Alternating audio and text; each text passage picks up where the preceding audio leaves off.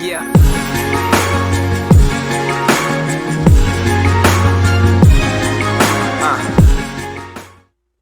So hello all, welcome to my channel. So in this tutorial we are going to talk about nested if else and what we have a third condition else if. Like in the previous video we have discussed about if we have less than or greater than, we have only two conditions, but what if we have three conditions? So guys, in this video we are going to discuss about that. So let me first create another file for you.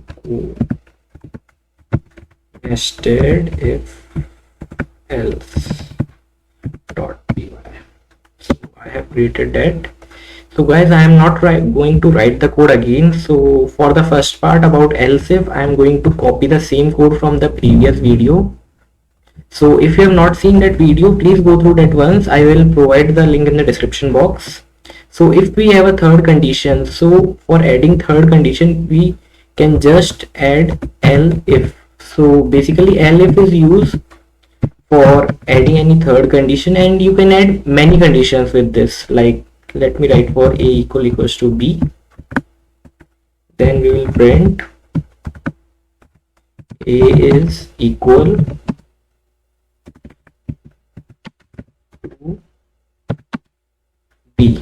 So if I run the, say firstly if I make them equal, so if I save it and now if I run the code, guys, you can use the tab to auto complete the word. Like if I press tab after NES, then it will auto complete that. So here you can see it is not satisfying this condition, then it is pointing us to this statement.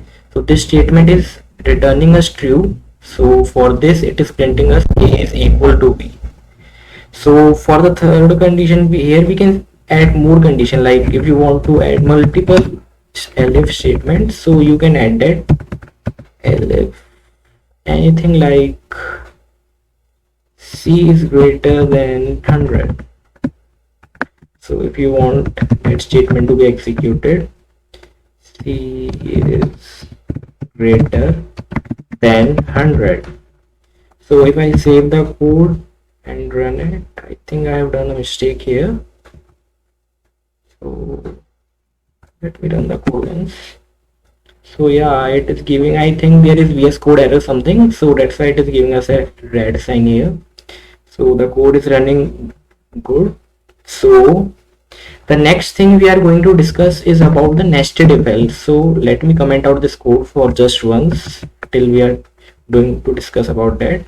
Guys, this is, I am doing this using control plus backslash. So it might not be running, so you can add using the keyboard shortcut. So if you want me to make video on that, you can tell me in the comment section. I will do that for you. So the next thing we are going to discuss is about, let me add nested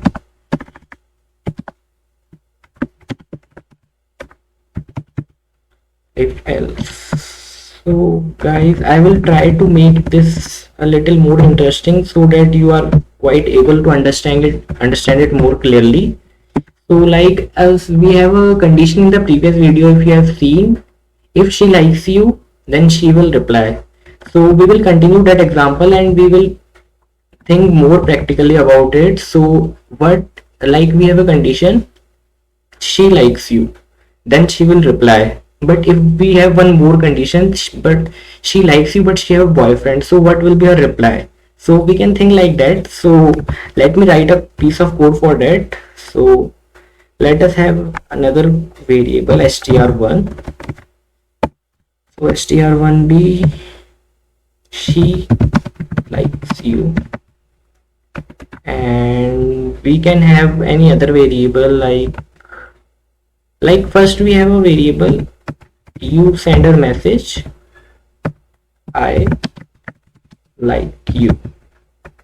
So she will reply for that she likes you, and let us have another more variable that she likes you but she have a boyfriend. So let us have str, let me make it to str3, she likes you but he have a boyfriend. So guys, this is just a condition, don't take it seriously. So let us have a condition now that if str2 here is equal to she likes you. So I am assuming that she likes you. So with this I am going to write the piece of code here. If she likes you, so she will reply like, I need some more time, and else she will reply, I think she will not reply, so it will print us block, which is expected in most of the cases. So as we can assume that. So this is basically an if else statement. So what if we have nested, like if she likes you but she have a boyfriend? So here we can have two conditions that she will reply here. For nested we add one more if else in the if block. So here we will write if str3 equals to, let me copy it, Control C, Control V. So if she likes you, then she will print, or we can say she will message you, I like you but I have a BF, boyfriend and thing. So let me shorten it. And else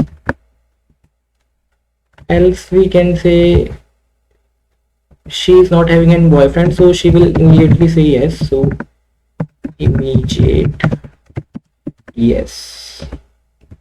So guys, this is basically the syntax of if else. I don't know what is the issue with this, it is giving error, but if I will try to close it once and open it once again.